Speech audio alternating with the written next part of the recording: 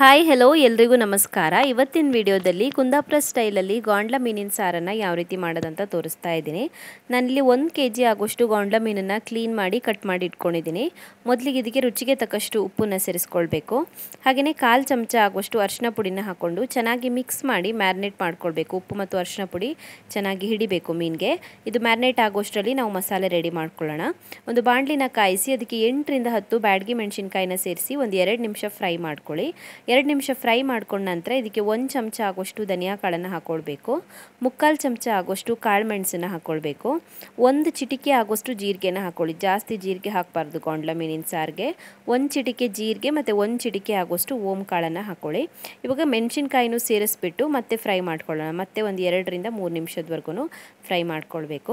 Fry ಆಗಿರುವಂಥ ಮಸಾಲೆ items ತಣ್ಣದಾದ ನಂತರ ಇದಕ್ಕೆ ಅರ್ಧ ತೆಂಗಿನಕಾಯಿನ ತುರಿದ್ಬಿಟ್ಟು ಹಾಕ್ಕೊಳ್ತಾ ಇದ್ದೀನಿ. ರುಬ್ಬೋದಕ್ಕಿದು. 1 ಚೆನ್ನಾಗಿ ಹೆಚ್ಚಿರುವಂಥ ಈರುಳ್ಳಿನ ಹಾಕ್ಕೊಳ್ಬೇಕು. ಹಾಗೆಯೇ 4 ರಿಂದ 5 ಬೆಳ್ಳುಳ್ಳಿ ಎಸಳುಗಳನ್ನು ಹಾಕ್ಕೊಳ್ಳಿ. ಚಿಕ್ಕ ಚಿಕ್ಕ ಎಸಳಾದರೆ ಜಾಸ್ತಿ ಹಾಕ್ಕೊಳ್ಳಿ. ಹಾಗೆಯೇ 1 ನಿಂಬೆಹಣ್ಣಿನ ಸೈಜ್ ಆಗೋಷ್ಟು ಹುಣಸೆ ಹಣ್ಣನ್ನು ಹಾಕ್ಕೊಳ್ತಾ ಇದ್ದೀನಿ. 1/4 ಚಮಚ ಆಗೋಷ್ಟು ಅರಿಶಿನ ಪುಡಿ ಹಾಕ್ಕೊಳ್ಳಿ. ಇವಾಗ ಇದಕ್ಕೆ ನೀರನ್ನು ಸೇರಿಸ್ಬಿಟ್ಟು ನೈಸಾಗಿ ರುಬ್ಕೊಳ್ಬೇಕು. ಮಸಾಲೆನ ರುಬ್ಬಿ ತೊಗೊಂಡು ಬಂದಿದ್ದೀನಿ. ಇವಾಗ ಇದಕ್ಕೆ 3 ರಿಂದ 4 ಹಸಿಮೆಣಸಿನಕಾಯಿ, 1 ಈರುಳ್ಳಿ ಮತ್ತು ಅರ್ಧ ಇಂಚು ಆಗೋಷ್ಟು ಶುಂಠಿನ ಚಿಕ್ಕದಾಗಿ ಹೆಚ್ಚಿಬಿಟ್ಟು ಹಾಕ್ಕೊಂಡಿದ್ದೀನಿ. ಅದಕ್ಕೆ ತಕ್ಕ ಹಾಗೆ ನೀರನ್ನು ಹಾಕ್ಕೊಳ್ಬೇಕು. ನೀವು ರುಬ್ಬುವಾಗ ಜಾಸ್ತಿ ನೀರು ಹಾಕ್ಕೊಂಡಿದ್ರೆ ನೋಡಿಬಿಟ್ಟು ಹಾಕ್ಕೊಳ್ಳಿ.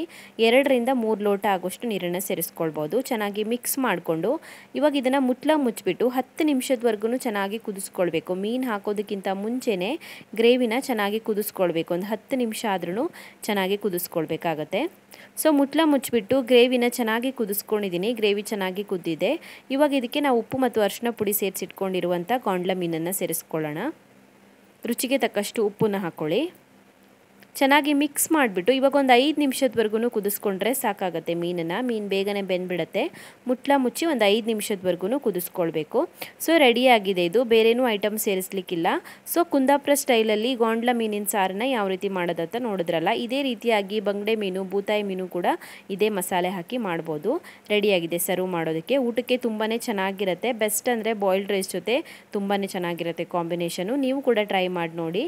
ನಿಮಗೆ ಈ ವಿಡಿಯೋ ಇಷ್ಟ ಆಗಿದ್ದರೆ ವಿಡಿಯೋಗೊಂದು ಲೈಕ್ ಕೊಡಿ. ಹಾಗೆಯೇ ಕಮೆಂಟಲ್ಲಿ ತಿಳಿಸಿ ಹೇಗಿದೆ ಅಂತ. ಇನ್ನೂ ಹೆಚ್ಚಿನ ವಿಡಿಯೋಗಳಿಗೆ ನನ್ನ ಯೂಟ್ಯೂಬ್ ಚಾನಲನ್ನು ಸಬ್ಸ್ಕ್ರೈಬ್ ಮಾಡ್ಕೊಳ್ಳಿ. ಹಾಗೆಯೇ ನನ್ನನ್ನು ಫಾಲೋ ಮಾಡೋದನ್ನು ಮರಿಬೇಡಿ.